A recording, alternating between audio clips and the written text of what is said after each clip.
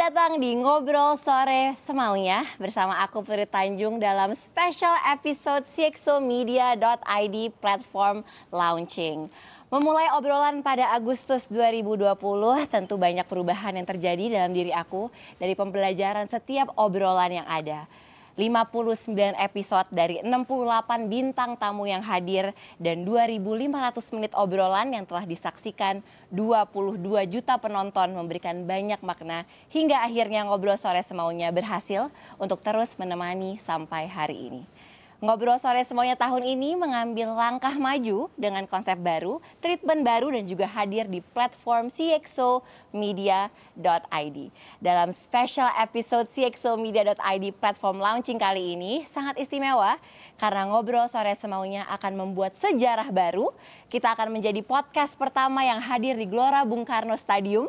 Di momen spesial ini, Ngobrol Sore Semaunya hadir di salah satu ikon kebanggaan Indonesia sebagaimana energi yang dimiliki cxomedia yang akan selalu hadir dan berusaha untuk berkontribusi untuk generasi muda Indonesia. Energi yang sama juga dimiliki oleh BNI yang kalian bisa rasakan dari rangkaian acara cxomedia platform launching hari ini di mana didukung penuh oleh BNI. BNI hadir dengan semangatnya untuk terus lompat lebih tinggi dengan karyanya yang membanggakan negeri dan dukungannya untuk generasi muda Indonesia agar dapat ikut lompat lebih tinggi dalam mencapai mimpi yang dimiliki agar dapat membanggakan Indonesia dan juga go global pastinya.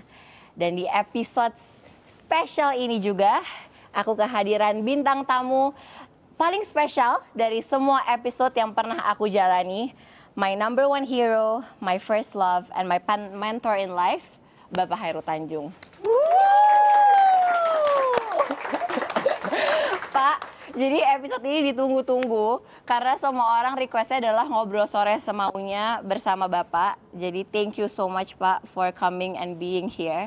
Kalau misalkan kita sehari-hari kan udah sering ngobrol soal personal, soal kerjaan dan segala macamnya. Jadi hari ini agak sedikit spesial karena pertanyaan-pertanyaannya nggak cuma dari aku, tapi juga dari netizen. Jadi banyak banget yang udah mau bertanya dan penasaran sama Bapak. Pak, kita mulai obrolan dari yang lagi rame dulu. Kemarin sempat rame banget sampai sekarang karena kita kemarin baru mengumumkan soal Alobank. Nah, setelah kita mengumumkan Alobank, banyak sekali netizen yang bertanya, Pak. Karena kan Bapak udah banyak banget bisnis yang Bapak buat.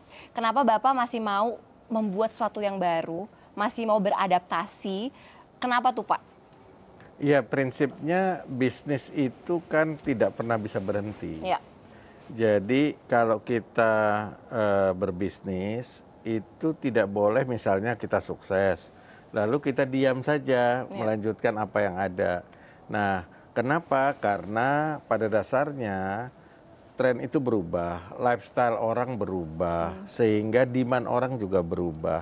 Nah, karena perubahan-perubahan itu seorang pengusaha wajib bisa membaca perubahan. Perubahan adalah sebuah keniscayaan. Siapa yang tidak berubah, maka dia akan dimakan oleh zamannya. Makanya Alobank ini salah satu bentuk antisipasi. Ada bank konvensional, kita tahu bahwa pandemi mempercepat proses digitalisasi. Karena apa? Pandemi membuat orang itu tidak bebas bergerak. Nah, daripada datang ke kantor cabang bank, ya udah bertransaksi bank pakai handphone saja. Makanya itu muncullah namanya bank digital dan inovasi dari kita ini adalah Alobank. Jadi Bapak melihat opportunity ya Pak, jadi penting banget untuk sebagai seorang pengusaha harus terus beradaptasi. Tapi mungkin banyak orang yang justru di Twitter lagi rame Pak, ada nggak sih kata cukup untuk seorang Pak Hairul Tanjung, kayak kapan berhentinya? Ya seperti tadi saya katakan bahwa bisnis itu tidak bisa berhenti. Jadi selama kita ingin membuat usaha kita itu terus bisa bertahan, maju, maka kita tidak bisa berhenti. Terus selalu harus melakukan perubahan. Bahkan yang paling penting sebenarnya adalah perubahan itu harus lebih cepat daripada perubahan zamannya. Sehingga kita bisa menjemput masa depan. Ya, dalam bahasa saya selalu saya katakan buy the future with the present value. Membeli masa depan dengan harga sekarang. Siapa yang bisa membeli masa depan dengan harga sekarang, dia akan menang dalam persaingan. Dan pada saat dia menang dalam persaingan, maka dia akan survive, dia akan selamat, perusahaannya akan tetap bisa bertahan. Pak, tapi kan apalagi sekarang anak-anak muda tahu nih Pak, kita harus beradaptasi dan segala macamnya. Tapi kan untuk punya mindset seperti itu, untuk bisa shift dan melakukan sebuah perubahan, itu kan nggak gampang. Kalau Bapak sendiri gimana cara Bapak untuk punya mindset, growth mindset tersebut? Ya, filosofisnya seperti tadi kita katakan, bahwa zaman selalu berubah. Perubahan adalah sebuah keniscayaan. Dalam agama yang saya anut itu disebut sunatullah. Ya, segala sesuatu itu pasti terjadi perubahan itu. Nah, kalau kita tidak mau berubah, ya pasti kita tidak akan selamat. Ya. Dan kalau kita tidak selamat, ya perusahaan kita pelan-pelan akan turun. Ya pada saatnya nanti tidak akan bisa bertahan dan mati. Nah, oleh karenanya tidak bisa, perubahan itu adalah sebuah kepastian yang harus dijemput. Ya. Saya selalu mengutip Charles Darwin dengan teori evolusinya. Kita pada waktu SMP SMA belajar itu, ya, proses evolusi dari kera jadi manusia. Apa dia katakan? Dia katakan is not a smartest and is not the strongest. Jadi bukan yang paling pintar, bukan yang paling kuat yang akan selamat, tetapi is the most adaptable. Siapa yang bisa beradaptasi terhadap perubahan itulah yang akan selamat. Kita ada filmnya namanya Dinosaurus. Itu kan kuat luar biasa. Nggak ada dinosaurus sekarang. Kenapa? Artinya bukti dari yang Charles Darwin katakan. Tidak yang paling kuat yang akan selamat. Tapi yang paling bisa mengadaptasi terhadap perubahan-perubahan itu.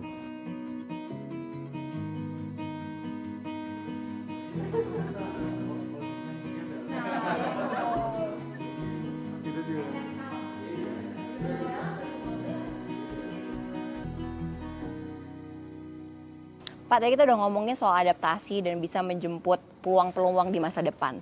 Tapi kayaknya nggak seru kalau kita nggak flashback sedikit soal journey Bapak gitu ya. Kita tahu bahwa Bapak menjadi seorang pengusaha, triggernya adalah dipaksa oleh kondisi ekonomi. Apa sih Pak value yang Bapak miliki yang menjadi dorongan kuat hingga bisa menjadi sukses seperti sekarang Pak? Iya, dulu kan kami hidup dari keluarga yang sederhana. Ya, kami pernah tinggal di rumah petak yang WC-nya tuh nggak ada dalam rumah. Ya, jadi tinggal di gang kecil, dari gangnya juga tanah dulu sebelum proyek proyek Husi Tamrin dulu zaman itu. Ya, kalau hujan lebat sedikit banjir. Ini di Batu Tulis ya Pak? Iya, di Batu Tulis namanya Gang Abu. Gang Abu. Gang Abu ya. Jadi Batu Tulis itu jalan rayanya, ada Batu Tulis 6 jalan ininya, terus ada gangnya. Gang lagi. Namanya Gang Abu. Ya, nah kami besar di situ. Nah, jadi filosofisnya tentu kita tidak ingin seumur hidup kita itu berada dalam kesulitan. Kita ingin merubah keadaan. Ya, karena merubah keadaan itu, ya, keluarga pada waktu itu berkomitmen bahwa kita harus berubah. Nah, perubahan itu hanya bisa melalui pendidikan. Betul. Kalau kita tidak mengedepankan, memprioritaskan pendidikan pada saat itu, maka mungkin ya kamu juga masih tinggal di Gang Abu tadi, gitu ya. Tapi karena kita mau berubah, kita mengedepankan pendidikan sebagai core utama, alhamdulillah ya kami bisa menjemput kehidupan yang jauh lebih baik lah. Selain tadi ngomongin soal pentingnya pendidikan formal di keluarga Bapak gitu, pasti kan Bapak menjadi seperti sekarang nggak lepas dari pola didik almarhum kakek dan almarhumah nenek. Bapak boleh nggak sih cerita gimana dulu nenek dan kakek mendidik Bapak, akhirnya bisa Bapak seperti sekarang ini? Iya, jadi yang pertama value keluarga itu adalah mengedepankan pendidikan sebagai prioritas.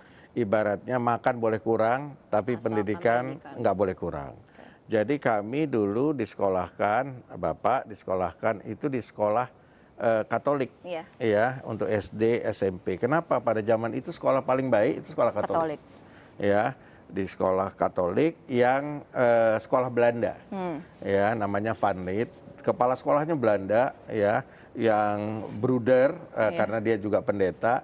Jadi kejamnya luar biasa, disiplinnya luar biasa.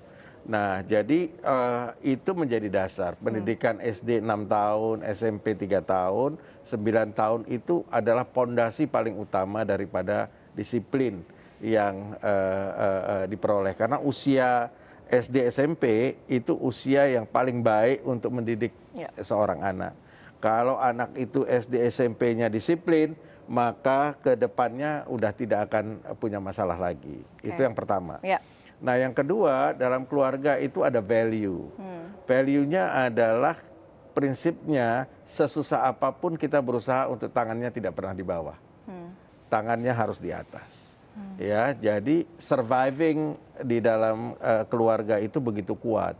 Jadi jiwa untuk survive, ya, misalnya alhamdulillah, misalnya Bapak ini anak kedua, ya, anak pertama masuk di Fakultas Kedokteran Universitas Indonesia. Nah, Bapak nggak mau kalah, harus bisa masuk UI juga, gitu. Begitu juga anak yang berikutnya. Jadi ada kompetisi di dalam keluarga, tapi kompetisi yang bersifat harus bisa. Karena memang waktu itu sudah disampaikan, kakek kamu, bapaknya Bapak waktu itu bilang gini, kalau kamu nggak bisa masuk perguruan tinggi negeri, Bapak nggak bisa sekolahi. Jadi gitu. harus masuk. Jadi harus masuk, nggak ada pilihan, ya, gitu. Kalau mau kuliah, ya harus masuk. Kalau enggak, ya nggak kuliah. Gitu. Jadi dua itu ya Pak tadi ya, punya value sama pendidikan itu penting banget. Ada nggak sih Pak satu momen yang Bapak masih ingat sampai sekarang yang Bapak alami bersama kakek dan nenek atau nenek? Ya, ada satu sebenarnya pada waktu itu akhir bulan Ramadan, tepatnya malam takbiran. Saya ingat betul waktu itu mungkin saya masih SMP gitu ya. Nah, pada waktu itu udah selesai maghrib, kita selesai buka puasa, ya, udah selesai sholat maghrib, semua segala macam. Karena nggak ada sholat raweh kan, karena malam takbiran. Kan kewajiban seorang Muslim itu minimum harus bayar namanya zakat fitrah. Ya, kita itu harus bayar zakat fitrah karena kalau kita nggak bisa bayar zakat fitrah, maka kita berhak menerima zakat. Ibaratnya seperti itu. Nah, pada waktu itu kami nggak punya uang, ya, Bapak belum pulang, ya. Nah, kami menunggu Bapak. Saya menunggu Bapak di depan gang waktu itu, saya ingat betul, ya. Menunggu Bapak di depan gang sampai kira-kira tengah malam belum pulang juga, ya. Nah, pada waktu itu saya sedih sekali. Kenapa sedih sekali? Karena itu kan kewajiban yang paling utama dan cuma 3,5 kilogram beras gitu loh ya.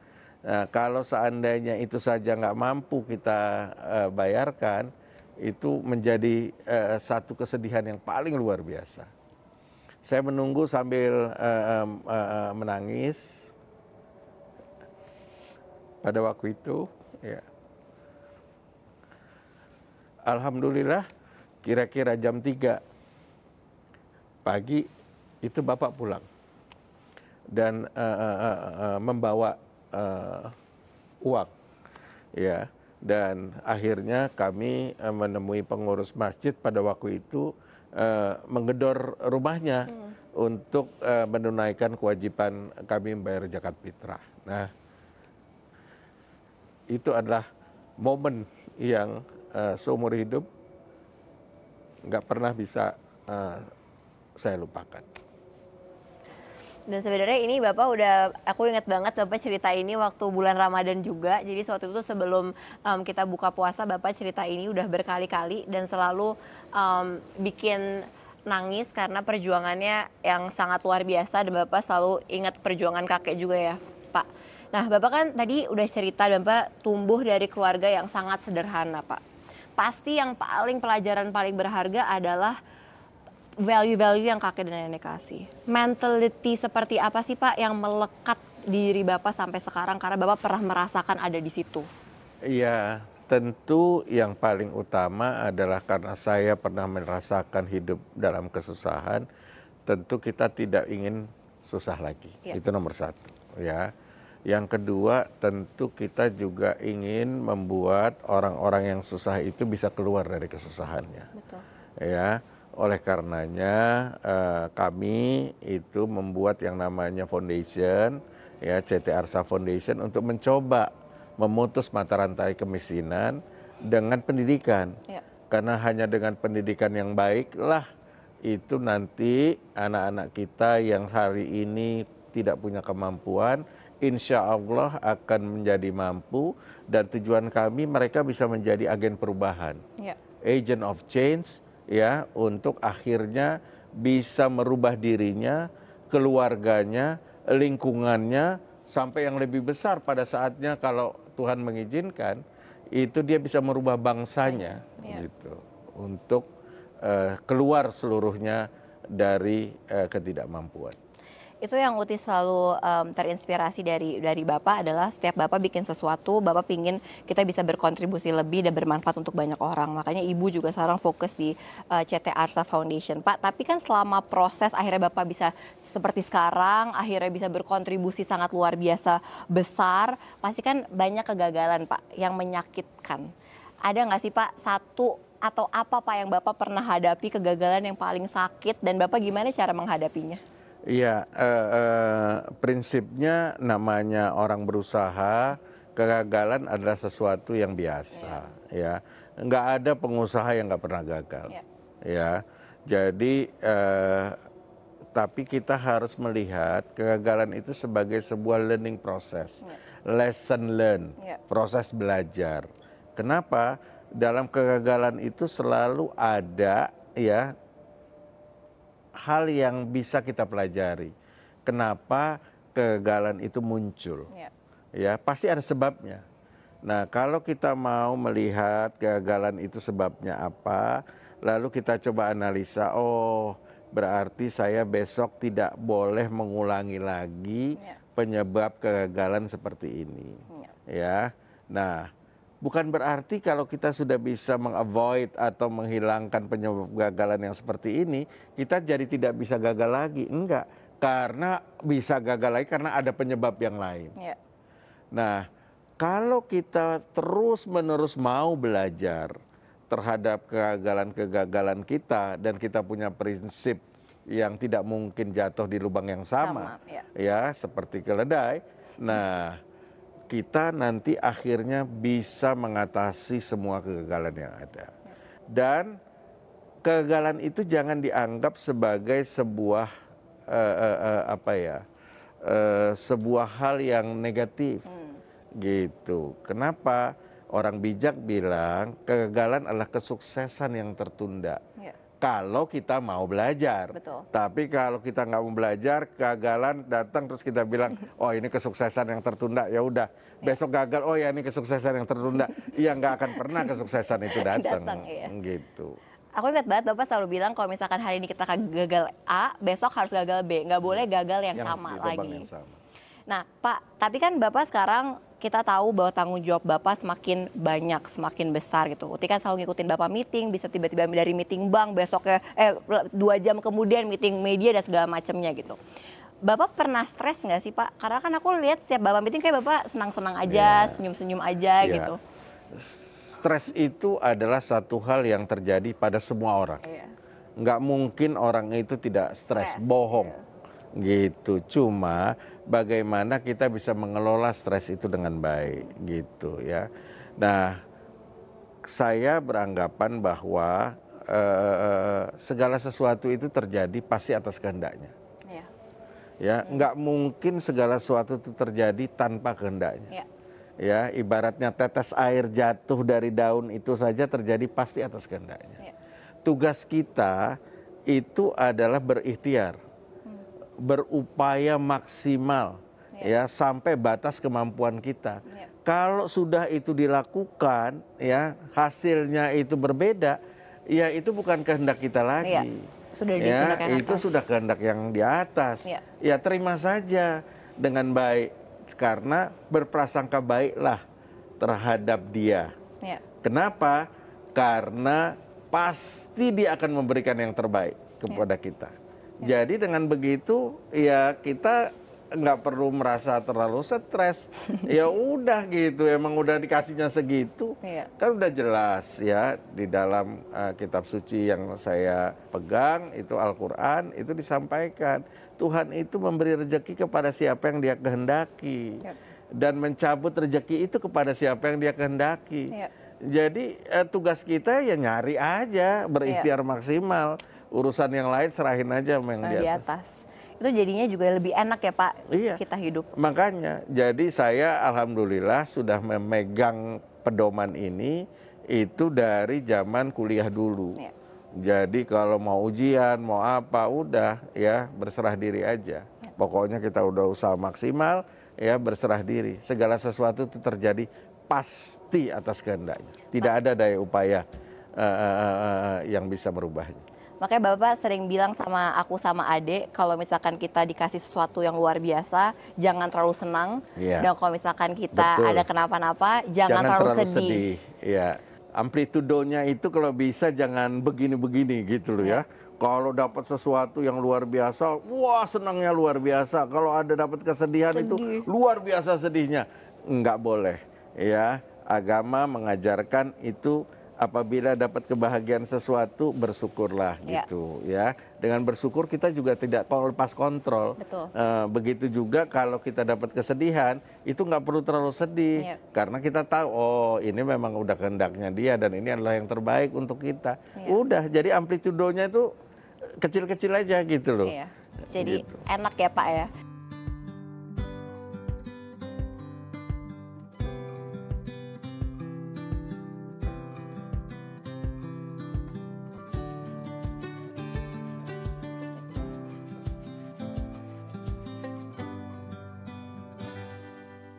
Pak, tadi kita udah ngomong soal kita juga harus balance. Kita juga harus ngomongin banyak soal proses. Kalau kita harus bisa melakukan yang terbaik.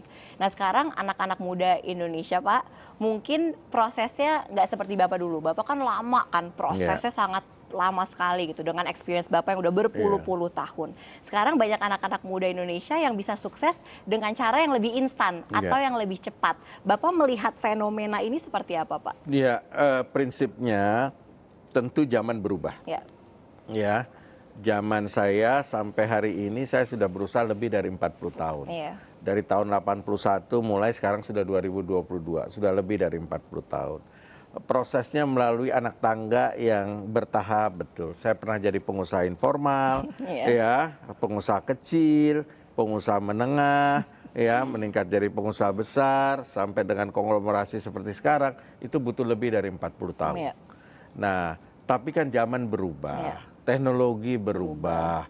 Kita tahu banyak startup sekarang yang dilakukan oleh anak-anak muda yang tiba-tiba mempunyai valuation yang begitu besar sekali. Ya, nah pesan saya cuma satu, ya, jangan pernah ya meninggalkan yang namanya proses. Tetap ya. Proses itu harus dilakukan dengan bertahap seperti layaknya naiknya anak tangga. Ya, karena proses itulah yang menjamin yang namanya sustainable. Ya, kita tentu nggak ingin hari ini mendapatkan sesuatu yang luar biasa, besok hilang semuanya. Ya, jadi proses itu penting. Karena itu yang menjamin sustainability, kesinambungan daripada apa yang kita bisa dapatkan. Ya, jadi pesan saya, zaman tentu berubah. Tidak mungkin lagi misalnya harus mengikuti seperti apa yang saya lakukan. Ya, karena teknologi berubah. Dulu nggak ada komputer, dulu nggak ada startup. Ya, sekarang berubah. Tapi jangan pernah melupakan yang namanya proses. Ya, karena dari proses itulah kita belajar. Dan dari belajar itulah kita memastikan bahwa usaha yang kita rintis ini akan sustain untuk sampai kepada tujuan yang kita harapkan. Jadi proses itu penting ya Pak, trust the process. Karena dengan kita melewati proses itu kita juga bisa menjadi resilience juga ya Pak sebagai seorang manusia. Pak tadi kan Bapak udah ngomongin soal proses dan proses gitu kan. Nah katanya kalau misalkan ada laki-laki yang sukses pasti didampingi oleh wanita yang sangat luar biasa yang mendukung Bapak along the way di proses tersebut gitu. Jadi aku akan sedikit ngomongin soal Ibu. Hari ini Ibu juga hadir. Hai Ibu. Jadi kita akan ngomongin sedikit Pak soal Ibu. Buat Bapak apa yang Bapak paling kagumi dari Ibu Anita? Ya, yang pertama tentu tadi sudah dikatakan, dari seorang laki-laki sukses pasti ada wanita hebat dan luar biasa di belakangnya. Ya. Nah, ini kan sudah menjadi bukti. Nggak mungkin saya bisa sukses kalau kehidupan rumah tangga saya tidak harmonis. Betul. Ya, diganggu oleh keributan ini, keributan itu, keributan ini. Ya gimana mau sukses? Benar. Ya. Nah, jadi keluarga yang harmonis, istri yang mendukung itu pasti menjadi hal yang penting untuk keberhasilan seorang suami. Jadi ya itulah ibu kamu ya, mantan pacar bapak ya, itu adalah orang yang selalu mendukung.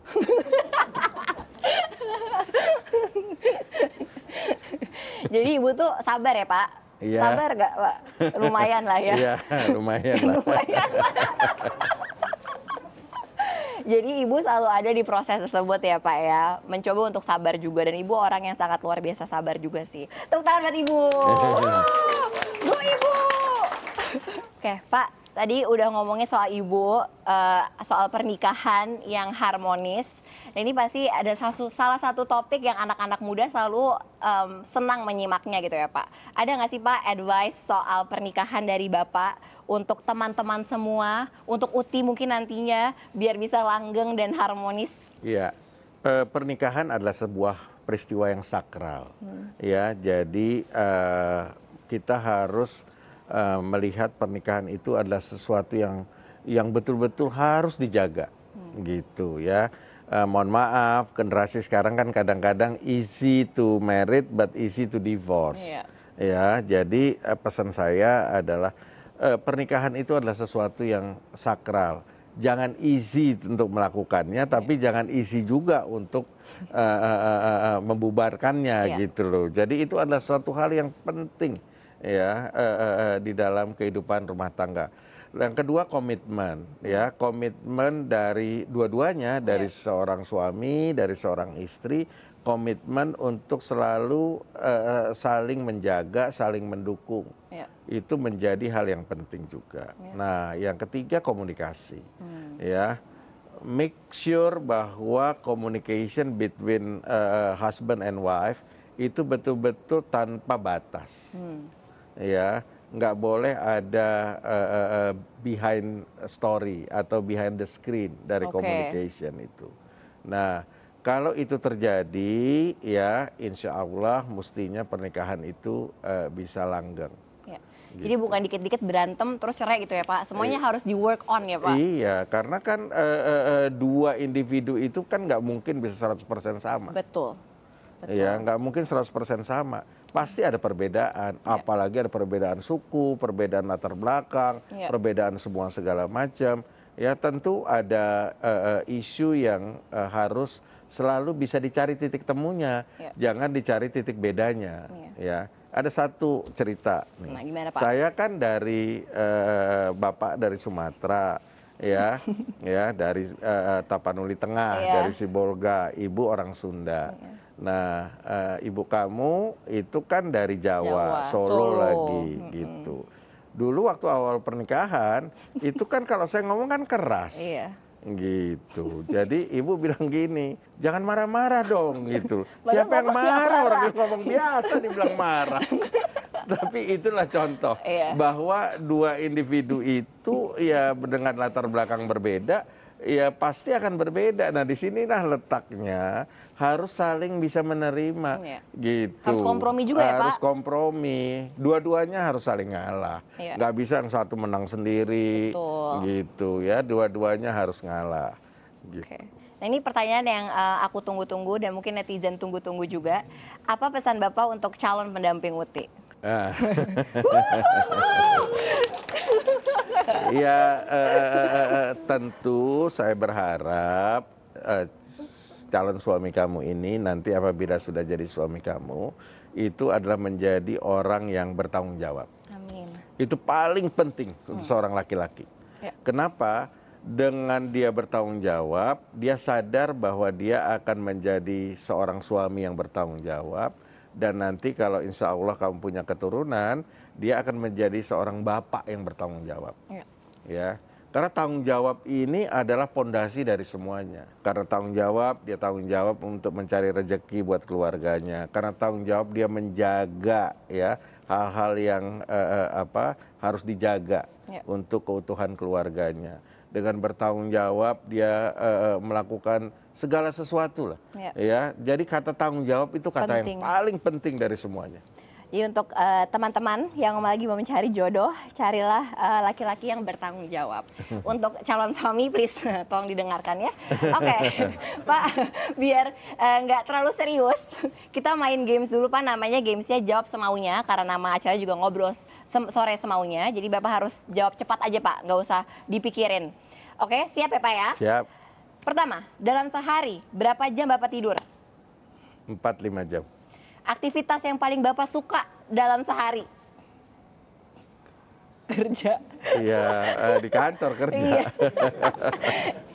Sama ya, sama anaknya. Momen paling membanggakan buat Bapak? Momen yang paling membanggakan adalah kalau kita berbuat sesuatu dan perbuatan itu memberikan manfaat yang luas buat masyarakat. Itu hal yang paling membahagiakan. Berdampak untuk banyak orang ya Pak. Pak, next question. Orang nggak banyak tahu kalau Bapak itu orangnya? Orangnya apa ya? Oh ini pertanyaan. Ini pertanyaan, kan masih tadi rapid itu loh Pak, yang jawab cepat. Iya. Orang nggak tahu kalau saya orangnya apa ya? Suka nonton Netflix, masih nggak tahu. Iya, pasti suka nonton film sebenarnya. Nonton film, iya. Nonton film tapi nggak pernah di bioskop. Iya. Nontonnya di rumah sambil nunggu tidur. Iya. Dan Bapak sudah selesai season 2 Emily in Paris guys. Bangga sekali ya kita sebagai generasi muda. Bapak masih ya nih Pak, masih rapid question. Bapak paling bete kalau ngadapin situasi seperti? Ya, yang seperti yang membosankan. Oh iya. Jadi nggak jelas mau ngapain gitu ya. Oke. Yang terakhir Pak, arti keberadaan Ibu, Uti dan Uta untuk Bapak? Segalanya. Monyong.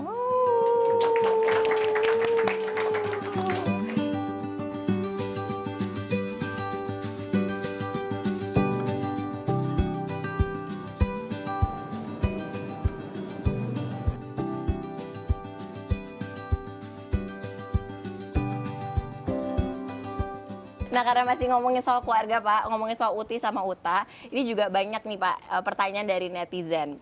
Pak ceritain dong gimana cara Bapak dan Ibu mendidik Uti dan Uta, dan harapan Bapak dengan didikan tersebut, Bapak mau Uti mau Uta jadi seperti apa sih? Iya, yang pertama kami berdua pasti mendidik anak-anak itu untuk menjadi anak-anak yang soleh dan soleha, itu nomor satu. Makanya ribut terus kita kalau seandainya kamu nggak sholat, ya kamu nggak puasa gitu ya. Aku puasa itu, guys, Bapak ini suka. Terus harus ikut pengajian tiap minggu ya, gitu. Jadi filosofinya itu yang pertama pasti. Karena apa? Agama itu adalah pondasi paling penting dalam kehidupan. Karena kalau kita punya pondasi yang bagus ya keagamaan kita itu mau ke kanan, ke kiri, ke depan, ke belakang itu nggak akan bergerak dari pondasinya. Jadi kuat gitu, ya Pak, kuat ya. Tentu yang kedua ya kita berharap kalian itu dididik untuk jadi seorang yang disiplin, menghargai orang tua, menghargai orang lain, dan yang paling penting sebenarnya adalah bahwa kalian tuh dididik untuk bisa menjadi orang yang bermanfaat, yang bisa berguna untuk banyak orang. Nah, kenapa? Karena itulah sebaik-baiknya manusia. Ya, sebaik-baiknya manusia adalah orang yang bisa membuat manfaat sebesar-besarnya untuk orang lain. Jadi agama penting banget, sama tadi ya Pak, banyak value-value dan foundation yang Bapak sama Ibu didik Uti dan Uta. Pak, ini ada lagi dari @nailazkia, dia bertanya Pak, apa kemiripan di antara Kak Putri dengan Bapak CT menurut Pak CT? Yang satu kemirikannya pasti fisiknya. Oh iya sih benar. Iya. Ya. Yang kedua itu adalah spirit entrepreneur-nya. Kenapa? Karena kan saya juga memulai usaha dari kecil, ya. Dari mulai apa? Dulu SD, SMP itu kan disuruh jualan di sekolah gitu, ya. Nah, jadi udah mulai terbangun namanya spirit entrepreneurship. Nah, kamu kan juga sudah mulai juga dari zaman kamu masih SMP, SMA dan lain sebagainya, ya. Dan yang berikutnya menurut saya itu kemiripannya adalah kalau mengerjakan sesuatu itu maunya sampai tuntas dan nggak boleh gagal. Dan itu sangat detail, ya. The devil is in the detail. Jadi setannya itu ada pada detailnya. Jadi siapa yang mau sukses, salah satu kunci, bukan satu-satunya, itu memang kita harus detail terhadap pekerjaan yang kita lakukan. Pak, ini salah satu lagi ada dari Maya Syafira. Q-time Bapak dengan Putri saat masih kecil biasanya ngapain? Ya, dulu ini sharing pengalaman karena Putri kan anak pertama. Jadi waktu bayi, ibunya Putri itu masih belum berani mandiin Putri, ya. Nah, jadi dulu setiap pagi sebelum ngantor, ya saya yang mandiin Putri, gitu waktu masih bayi, ya. Lalu dulu setiap kali udah mulai agak besar, setiap mau ke kantor itu ngajak jalan dulu, gitu, jalan-jalan dulu, gitu di sekeliling dekat rumah. Udah beres, barulah saya berangkat kantor. Jadi itu menjadi kebiasaan dari Putri kecil. Bapak juga suka ajak jalan-jalan dulu di mobil sebelum Bapak berangkat kantor. Iya. Sambil nyanyi cicak-cicak di dinding lah, balon pula dan segala macam ya. Pak, ini juga pertanyaan netizen yang paling banyak. Kak dari Car Class. Pak, berapa sih uang jajan Kak Putri? Iya, tentu yang tahu ibu kamu karena yang ngasih uang jajannya ibu. Tapi yang saya tahu adalah bahwa kamu tidak dikasih uang jajan yang berlebih. Bahkan dikasih uang jajan yang relatif lebih kecil daripada teman-teman kamu. Ya, memang kami mendidik ya agar kamu itu bisa menghargai namanya uang. Ya, supaya itu tidak berlebihan. Sehingga seperti waktu kamu kuliah tidak dibelikan mobil. Waktu di kuliah di Amerika, ya, naik kendaraan umum. Ya, jadi itu juga salah satu unsur pendidikan. Ya, cuma ada akibatnya. Kamu jadi nggak bisa bawa mobil sampai sekarang. Dan salah satunya yang Bapak sama Ibu juga mendidik sangat luar biasa adalah waktu pertama kali bikin bisnis juga nggak dikasih modal ya Pak? Iya, jadi Putri itu waktu pertama berbisnis tidak pernah dikasih modal. Jadi semua harus dilakukan sendiri. Bahkan bikin acara-acara nggak boleh dapat sponsor dari perusahaan-perusahaan di lingkungan CT Corp. Kenapa? Itulah proses belajar. Karena kalau segala sesuatu dilakukan dengan mudah, pasti tidak akan jadi. Ya, karena kemudahan itu akan membuat easy going, akan membuat menyepelekan segala sesuatu, tidak punya spirit fighter, ya, tidak punya fighting spirit, ya nggak akan pernah sukses orang seperti itu. Pak, ini karena kita sudah lama ngobrol-ngobrol, jadi ada beberapa pertanyaan terakhir. Salah satu pertanyaan ini sebenarnya yang aku pengen tanyain ke Bapak. Jadi sekali lagi ditanyain di depan semua orang. Gimana Bapak melihat perkembangan aku dari awal sampai sekarang, Pak? Ya, alhamdulillah, ya, menurut Bapak, ya, kamu tumbuh dengan baik dari kecil sampai dengan selesainya kuliah. Itu yang pertama. Yang kedua, kamu mengalami sebuah proses pendewasaan. Ya, dalam proses pendewasaan itu tentu banyak hal yang sesuai dan tidak sesuai dengan harapan. Ya, tapi itulah proses. Makanya itulah proses sampai akhirnya menjadi kamu yang sekarang. Dan yang ketiga, dari segi usaha, kamu juga memulai sesuatu tuh dari kecil.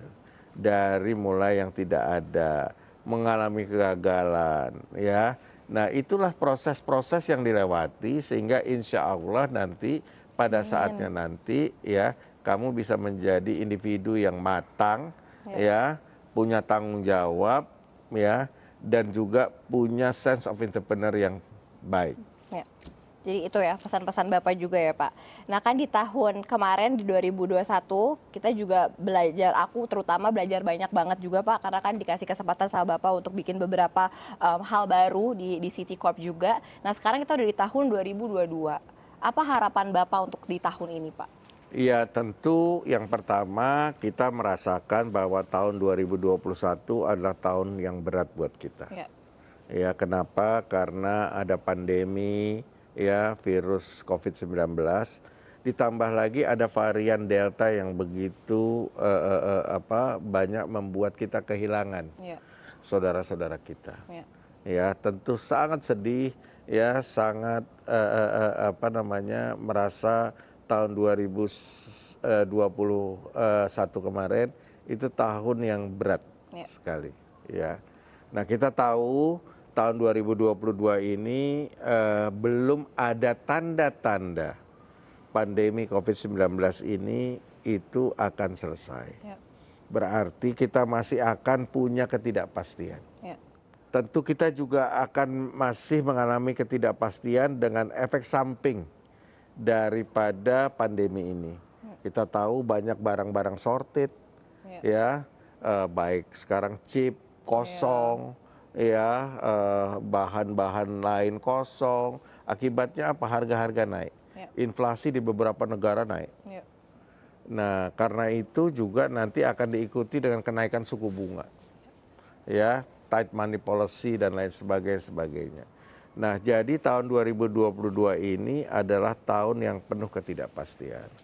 Oleh karenanya, dalam kesempatan yang baik ini, ya kita berdoa sama-sama, memohon sama Allah Subhanahu wa Ta'ala, mudah-mudahan semua yang cobaan-cobaan yang ada di tahun 2022 ini kita bisa lewati dengan baik. Ya, kita bisa lewati dengan baik dan kita juga diberikan kesempatan untuk bisa berbuat lebih banyak lagi, ya, untuk sebanyak-banyaknya pihak, sebanyak-banyaknya manusia, agar hidup kita menjadi lebih bermakna lagi. Pak, pertanyaan terakhir, dan ini yang selalu ditanya di Ngobrol Sore Semaunya. Kan video ini, obrolan kita akan stay selama-lamanya nih Pak di platform cxomedia.id. Kalau misalkan nanti Bapak iseng 5 tahun lagi, berarti Bapak udah umur 65, nanti Bapak nonton lagi, apa yang Bapak sekarang ingin sampaikan ke Bapak di umur 65 tahun? Ya tentu saya berharap ya pada 5 tahun lagi kalau saya nonton Ngobrol Sore Semaunya, ya saya bisa merefleksikan diri saya bahwa di umur 65 nanti insya Allah saya masih diberikan keselamatan, kesehatan, panjang umur, makin dekat sama Sang Penciptanya, ya, dan makin banyak juga hal yang bisa saya perbuat untuk orang lain. Gendong cucu mungkin insya Allah ya Pak. Amin.